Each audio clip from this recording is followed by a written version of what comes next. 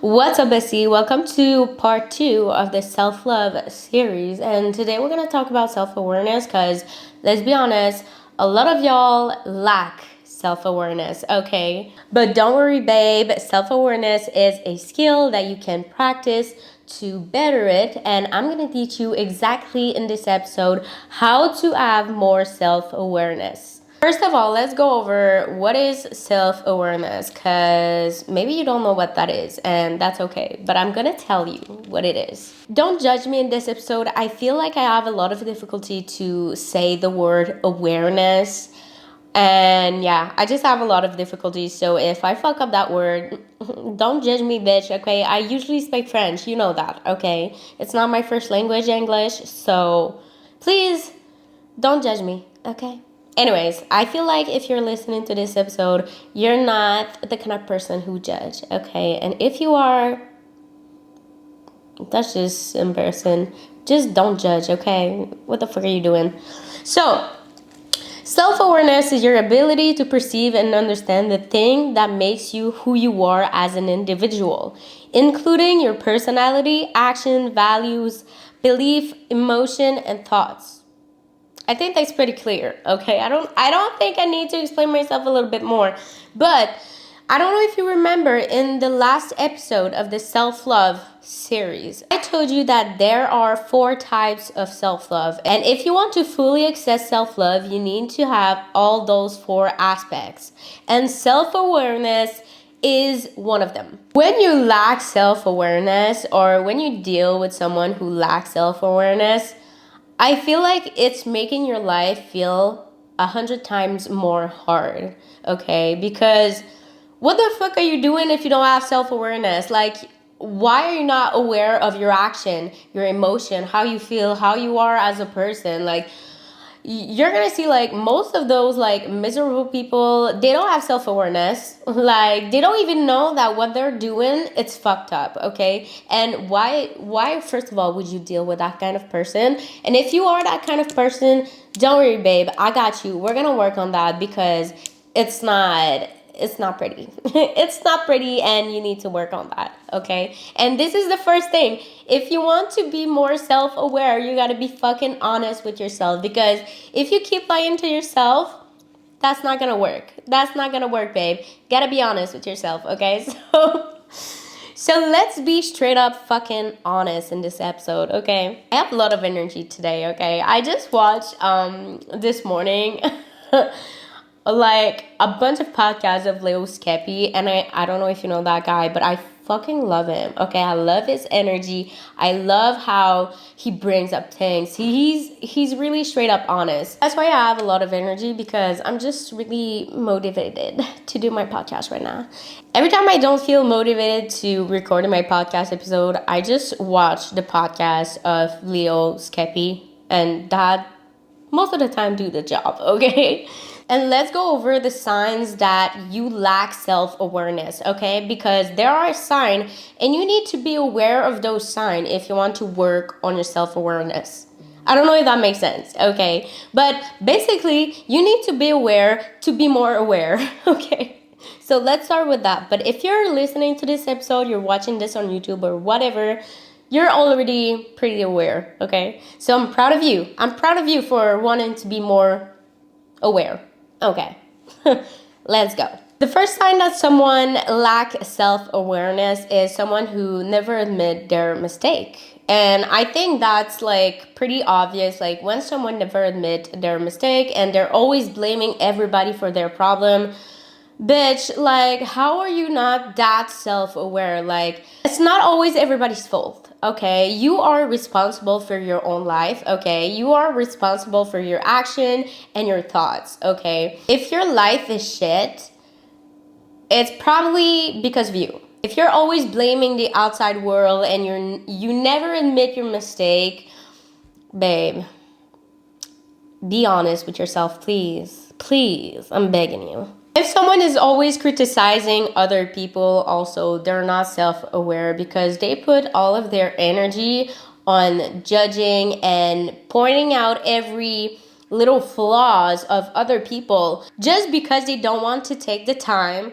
to point out their flaws and be more self-aware about themselves. Because let's be honest, when you become self-aware and when you work on your flaws and your toxic pattern, it's not fun, babe. It's not fun at all, and it's scary. And that's why most people, they don't want to do that, and instead they prefer to criticize other people and judge other people. But that's also the reason why they're miserable, and we don't want that. If you're watching this, I know that you and I, we don't want to be miserable. We don't. So that's why we work on yourself, okay? If someone is always also avoiding hard decision, if you always try to avoid situation in your life, it's because you're not self-aware. If you're self-aware, you're gonna have the balls to take hard decision. And it's not gonna make them easy to take, okay? Like, if you're more self-aware, hard decision will always be hard decision. When you lack self-awareness, you also lack self-esteem, because the more you are self-aware of your own values and belief, the more confident you're gonna be, and the more you're gonna be strong with your belief and values, and you're not gonna be scared to set healthy boundaries with other people. Someone who lacks self-awareness also lacks to see their toxic pattern and behavior. And I think that's obvious. Honestly, I don't even know why I'm explaining all of these, because to me it's so obvious, because I'm so self-aware that I know that before being more self-aware than I am right now, I used to be all of that. I used to criticize others. I had a low self-esteem. I was avoiding situation. So to me, this is so obvious. So I don't know if for you who's listening, it's obvious, but someone who lacks self-awareness lacks self-esteem. Lacking self-awareness is avoiding situation and avoiding working on yourself. And I don't think they fail to see toxic pattern. I think that they can see maybe their toxic behavior, but they just don't want to work on that. And they just block out of their mind like their toxic pattern. I don't know if that makes sense, but someone who's so toxic and always act like a shit person, they're not self-aware. Like, most of the time you're gonna see like people treating you like shit, and you're gonna be like, I feel like you don't even realize that you're treating me like shit. And that's true, because they're not self-aware, okay?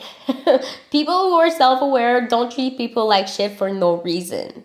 But don't get me wrong, if you disrespect me, I'm not gonna respect you back, okay? Because you're not gonna respect me. So yeah, I might treat you like shit if you treat me like shit. I don't play that game, okay? I don't. Someone who lacks self-awareness, maybe I'm gonna hurt your feelings on that, but if you always worry about the future, you lack self-awareness. If you have self-awareness, you have the ability to see things for what they are, instead of creating fake scenarios in your head and creating all of those fear in your head because you're not self-aware. So those are like pretty much the signs that you lack self-awareness. I know that there's other signs, but I feel like those are like the most obvious and the most important. And now I'm going to tell you how to be more self-aware, obviously, because that's why you're listening to this podcast. The first thing you're going to need to do is to stop fucking lying to yourself, okay? Be straight up honest with yourself, bitch. You cannot work on yourself if you keep lying to yourself that you're like perfect and you have no flaws, you have no toxic pattern. No, you're fucking lying to yourself. If you tell yourself that you don't have any toxic pattern and you don't have any flaw to work on, you are lying to yourself. You're lying to yourself. You probably have a shit ton of toxic pattern that are causing you so much shit in your life and you're not even aware of it. So the first step that you're gonna need to do is stop lying to yourself. Be honest with yourself. That's the first step to growth. Be honest with yourself. After you're gonna be honest with yourself, you're gonna get your feelings hurt, babe. Yes, because that's just gonna hurt. That's just gonna hurt, and you're gonna realize you're not that perfect. That's what I did. I was like, fuck, I'm not actually that perfect. Nobody is. That's just the truth. Nobody is perfect. Nobody is. Nobody ever will be. We always work on yourself. We always have work to do on ourselves, and that's the beauty of life. That's the beauty of life. We are an ever-ending heart project. Okay. Next thing I want you to do is make a list of all your beliefs and values and stand on business on them. Okay? Stand on business. What do you believe in? What are your values? What kind of person you want to be? Be honest with yourself. What are your beliefs and values? When you know what your values and beliefs are, first of all, you're going to know what your beliefs and values are. You're going to be more self-aware of that. But also knowing them is going to give you way more confidence. And it's going to give you the chance to set healthy boundaries with other people and see how they react to it. And that is where you're going to practice self-awareness, because you can practice self-awareness all you want, journal about your feeling, blah, blah, blah, listen to podcasts. But the real work comes in when situations happen in your life. Let's say you are in a relationship with someone, they cross your boundaries, they don't respect your values and beliefs that you wrote down on your little list. How are you going to react? Are you aware of that situation? Are you even aware that they're crossing your boundaries? How can you be aware of someone not respecting your values and beliefs if you don't even know what your values and beliefs are? How do you know that someone is crossing your boundaries when you don't know what your boundaries are? How do you know if someone is crossing your boundaries if you're not even aware of the situation? Be aware of how people act and be aware of how you act. And that comes with making a list of all of your toxic patterns. This is where I want you to be real fucking honest with yourself. Okay, make a list of all your toxic patterns, all your flaws, all the things you want to work on. Okay, so I want to give you an example of when I did that 4 years ago. I was making all of those lists. Okay, I was making all of those lists, and I was like, okay, what kind of person do I want to be? And what kind of person I am now? I had to work a lot on myself, guys, to be the kind of person I am today. And for that, I needed to be straight up honest with myself. So, I had anger issues, okay? I had anger issues. I had a pattern of blaming other people for my miserable life. That was my pattern. That was like my two main things I needed to work on. I did not take responsibility for my life, and that was a problem. So I want you to be straight up honest and make a list of those toxic patterns, but also like be aware of your toxic pattern, but make a list of how you're gonna work on them, because it's all fun and games to make a list about your toxic pattern and blah blah blah, but like, how are you gonna do it? How are you gonna work on them?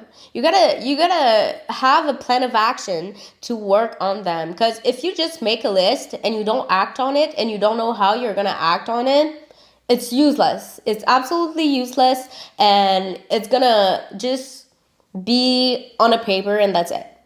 So do a plan of action, okay, to work on that. Also, making a list of your toxic pattern is going to come with a lot of shadow work. So if you don't know what shadow work is some sort of like exercise and question that you ask to yourself to go and search for your childhood trauma and try to work on them and resolve them. And shadow work is the most important thing, I think, if you want to really work on yourself and be a better person. You really got to solve your childhood trauma, because the person that you are today, it's because of your childhood and how you were raised. What were your experiences as a child? And if you're like me, I had a lot of fucking childhood trauma. Okay, I had a lot. But now I know the way I acted was because of my childhood trauma. And by doing shadow work, that's how I realized, okay, I had anger issues because of that thing that happened in my childhood, or I never feel good enough. That's because of when I was a child, I was raised that way. You know, I don't know if you understand a little bit of what I'm saying, but shadow work is so important to do if you want to become more self-aware, because you're going to be more self-aware of your childhood and how you were raised. And it's going to be correlated with the kind of person that you are And you got to be able to understand that to change who you are and become more self-aware and be a better person. If you want to be more self-aware also, you can seek feedback of people close to you. I'm not saying to seek feedback from everybody, okay? Because people ain't shit. Let's be honest. People opinion ain't shit. But I'm saying seek feedback from people close to you, people that you trust, friend that you trust, family that you trust. I'm not saying like seek feedback from your father who don't even know who you are and always yell at you. Okay, no, don't do that. But sometimes having feedback of what people think of you, like your closest people in your life, it can be good because we have our own perception of who we are, but sometimes people have a different perception of who we are. And that could be good to, have as an information. Don't take everything personal, but sometimes it can be good. So sometimes people can see flaws in yourself that you don't see yourself because you're not that self-aware. I don't know if that makes sense. The last thing I want you to do is to practice journaling and practice gratitude, okay? Because to be more self-aware is to be more aware of the thing that we have in our life and the thing that happens in our life. And that takes practice. So at the end of the day, take a journal, write about your day, write about everything that has happened, write about your feelings, how you felt, why you felt that way. And then I want you to write 3 things that you were grateful for that day. So let's say it was a sunny day, you were grateful that it was a sunny day, or you were grateful that you got a raise, or honestly, it could be anything. It could be as simple as, I'm grateful that I'm alive. There are some days where I feel like shit and I don't have a lot to be grateful for. So I just write down, I'm grateful that I'm healthy. I'm grateful that today my hair is beautiful. I'm grateful that I have cats. It could be as simple as that. And practicing journaling and gratitude is going to help you be more self-aware of how good your life actually is, okay? Because we often think that we lack things and we always want more, and we are never grateful for the thing that we have because we're not that self-aware of every beautiful thing that we have in our life. Sometimes we forget how lucky that we are, and it's so important that you remind yourself that. So that's pretty much what I have for you guys today. Self-awareness is checked off the box. I really hope that you guys enjoyed that podcast episode. I'm gonna do 3 more subject about self-love. I told you that there's 4 aspects of self-love, and then we went over the first one. It was self-awareness. Now that is done. And if you really enjoyed that video, please like and share it with your friend. And if you're listening to this on Spotify, please go give my podcast a 5-star review on Spotify. I would appreciate it a lot. That means absolutely the world to me. And babes, I hope that in 2024, you guys are going to get everything that you deserve, everything that you want, and you're going to work on yourself. And you're going to become an even better person that you were in 2023. And I'm so happy to start the year with you guys. I love you so much. Bye-bye.